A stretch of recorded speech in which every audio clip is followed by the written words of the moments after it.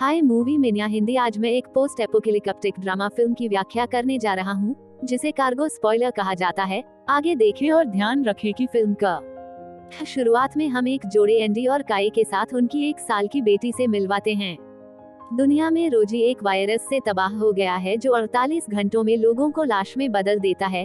वे ग्रामीण ऑस्ट्रेलिया में एक हाउस बोट पर शरण लेते हैं जबकि रात के लिए एक सुरक्षित स्थान पर स्थानांतरित होते हैं और नदी के किनारे खेलते हुए 2 बच्चों को स्पॉट करता है। वह उन पर लहर करता है और बात करने की कोशिश करता है उनके साथ लेकिन उनके पिता स्पॉट एंडी और अपनी बेल्ट से एक रिवॉल्वर खींचते हैं और उन्हें अपने रास्ते पर जारी रखने के लिए मजबूर करते हैं। परिवार को समुद्र से आपूर्ति प्राप्त करने के लिए उपयोग किया जाता है क्योंकि वे भूमि की यात्रा करने से बहुत डरते हैं। बाद में काई का उल्लेख है कि उनकी खाद्य आपूर्ति चल रही है बाहर और कि उन्हें बेहतर आपूर्ति प्राप्त करने के लिए भूमि के माध्यम से यात्रा करनी चाहिए। हालांकि एंडी उस के फैसले की आलोचना करता है क्योंकि वह डरता है कि जमीन पर क्या है और बाद में एंडी को नदी के किनारे एक परित्यक्त सेलबोट का पता चलता है और मैं बाहर जाता हूँ जब वह अंदर से कुछ भोजन और शराब की एक बोतल इकट्ठा करता है तो वह उत्सुक होने के बावजूद दरवाजे के भीतर से कुछ अजीब आवाजें सुनता है और अपनी नाव पर पीछे हटने के लिए तैयार नहीं होता है। वो कब्जा किए गए सामान को क्षय पर पास करता है लेकिन वो उलझन में भोजन के बारे में अच्छा पति होने के नाते कि वह एंडी अपनी पत्नी को समझाने का प्रबंधन करता है कि सब कुछ ठीक है और उसे शायद उसके द्वारा सुनी गई ज़ोंबी ध्वनियों का उल्लेख करना चाहिए था, लेकिन मुझे लगता है कि यह महत्वपूर्ण नहीं है। बाद में काई ने एंडी को एक ब्रेक लेने के लिए कहा और फिर सिर पर सेलबोट अधिक आपूर्ति को उबारने का लालच उसे अकेले खतरनाक नौक में प्रवेश करने के लिए प्रेरित करता है और एक दरवाजे से गड़गड़ाहट सुनने के बाद पहले छोड़ दिया था, लेकिन काई इस बात से पूरी तरह अनजान है कि जल्द ही वह एक अज्ञात इकाई द्वारा खींच लिया जाता है और काट लेता है। संभवतः एक ज़ोंबी एंडी की नींद में खलल पड़ता है रोजी के रोने से और वह के की तलाश में जाता है। वह फर्श पर कुछ खून के धब्बे देखता है और पाता है कि के रक्त के प्रवाह को नियंत्रण में रखने की कोशिश कर रहा है। वह टॉयलेट के अंदर है और उसके घुटने पर काटने का निशान है।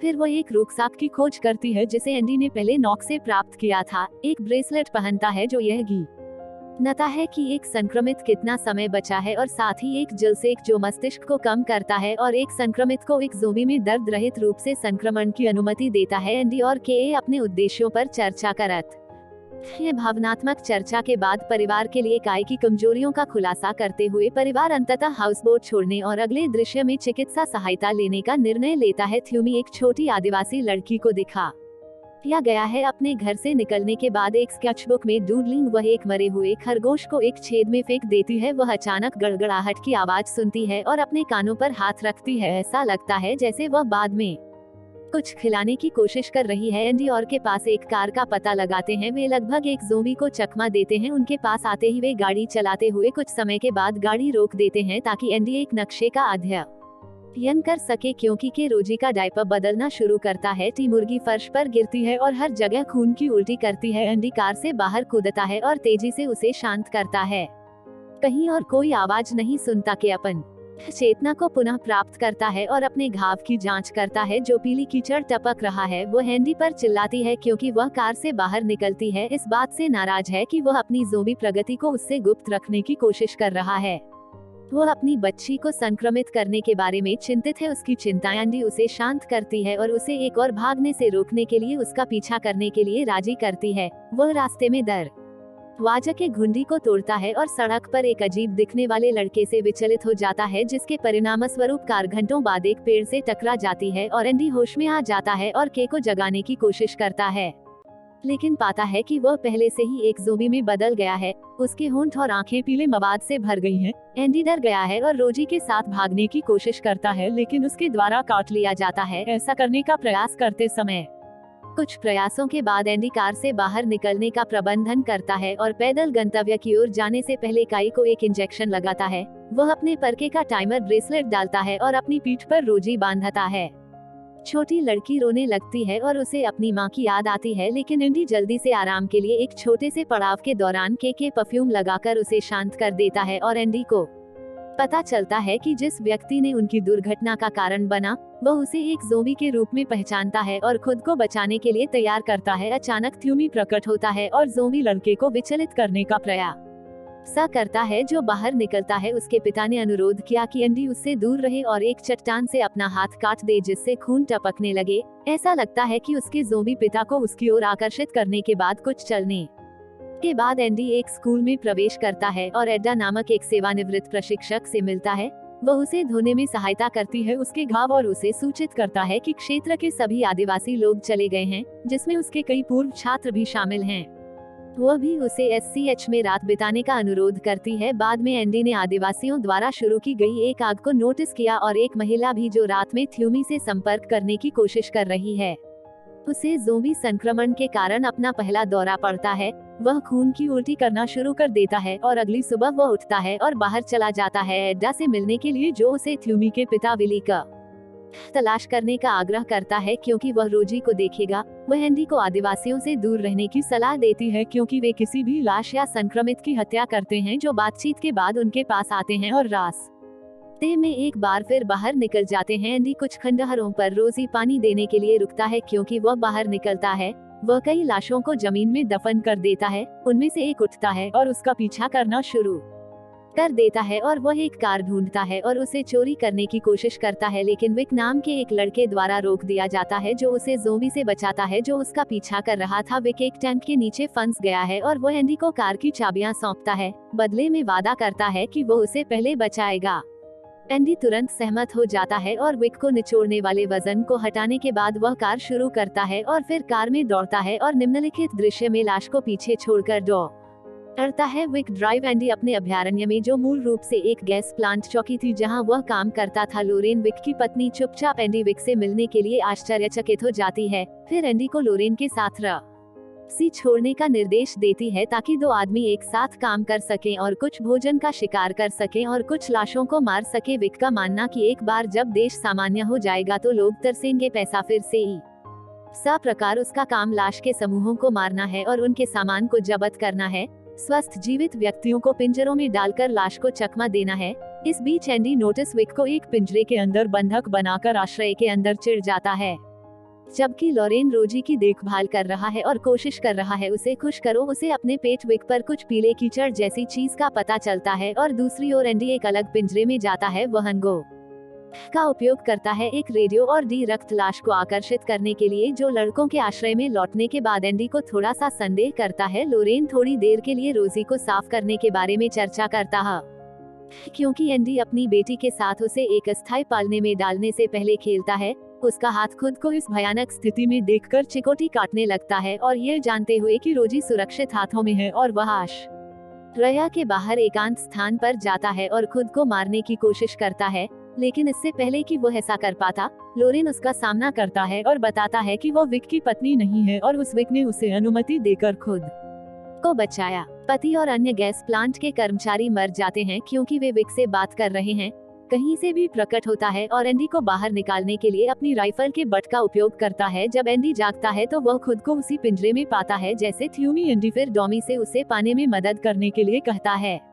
पिंजरे से बाहर वो एक रणनीति तैयार करता है जिसमें वो कच्ची हिम्मत को एक रस्सी से जोड़ता है जो लाश के झुंड को आकर्षित करता है। जब लाश रस्सी पर टग करना शुरू करती है तो दरवाजा खुलता है जिससे दोनों भागने की अनुमति देते हैं। वे सुरक्षित रूप से आश्रय में लौट आते हैं और लोरेन को उनके साथ आने के लिए राजी करते हैं। वे विक से बचने की कोशिश करते हैं और उन पर गोली चलाना शुरू कर देते हैं। लोरेन खुद को दिखाता है और उसे रोकने का प्रयास करता है, लेकिन बहुत देर हो चुकी है क्योंकि विक गलती से अपने मृत को गोली मार देता है और थ्यूमी को पिंजरे में ले जाता है जिसे उसने पहले देखा था, लेकिन अंदर का आदमी गायब हो गया है। वे विक के पीछा से बचने में कामयाब रहे और एक दूसरे की जंजीरों को मुक्त करने के बाद एक छोटे से कंठ में रात बिताते हैं। वे बाद में रात में स्वतंत्र रूप से सोते हैं। थ्यूमी भारी सा लेने के लिए उठता है और रोजी के साथ छिप जाता है क्योंकि एंडी अगली सुबह दीवार पर खून के खिलाफ अपना चेहरा रगड़ता है और एंडी और थ्यूमी उसके बारे में बात करते हैं। एंडी के बाद पिता की भलाई बताती है कि सके पिता कभी भी गुस्से में तुम्ही तूफानों को दूर नहीं कर सकते हैं। तभी थ्यूमी को पता चलता है कि उसके पिता पेड़ पर मरे हुए हैं और एंडी थ्यूमी को सांत्वना देने के लिए आता है, लेकिन फाइल्स और तेजी से प्रस्थान करता है।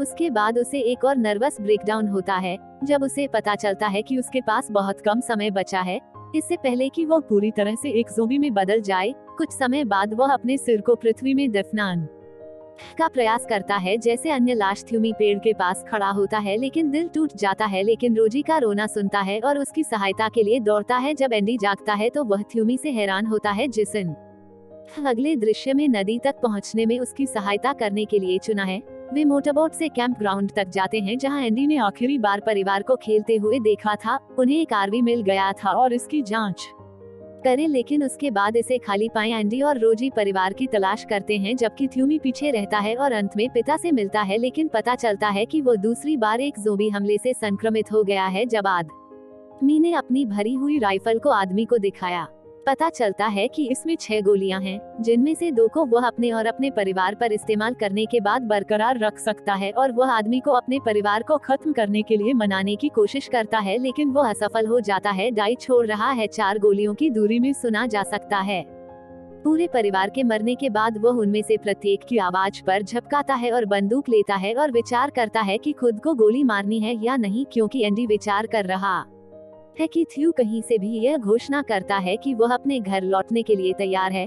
वह यह भी सुझाव देती है कि एंडी उसका पीछा करते हैं ताकि वह आदिवासियों के साथ रोजी छोड़ सके। इसके बाद वे पास की पहाड़ी से आने वाले धुएं की तलाश के लिए एक साथ निकल पड़े, क्योंकि वे ट्रेन की सुरंग से गुजरते हैं। विक उनके सामने एक पार्क किए गए ट्रक के अंदर रोजी के साथ छिपा हुआ है।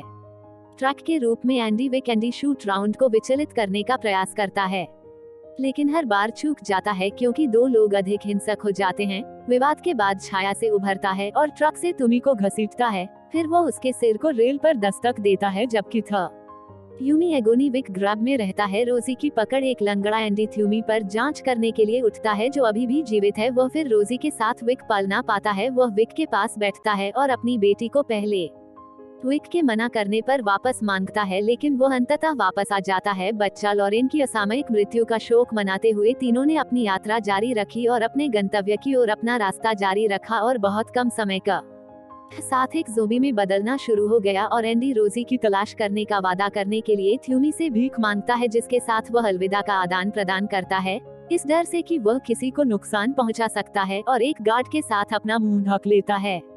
फिर वह अपनी कलाई को सुरक्षित करना शुरू कर देता है और मांस को पहले से एक छड़ी पर लपेटता है। अचानक उसकी पलकें बंद हो जाती हैं और वह बाहर निकल जाता है, और एंडी अब एक ज़ोंबी में बदल गया है और उसकी सभी भावनाएं मर गई हैं। इसके बावजूद यह वह अभी भी 2 बच्चों को अपनी पीठ पर रखता है, क्योंकि वह छड़ी पर मांस के टुकड़े द्वारा खींचा जाता है।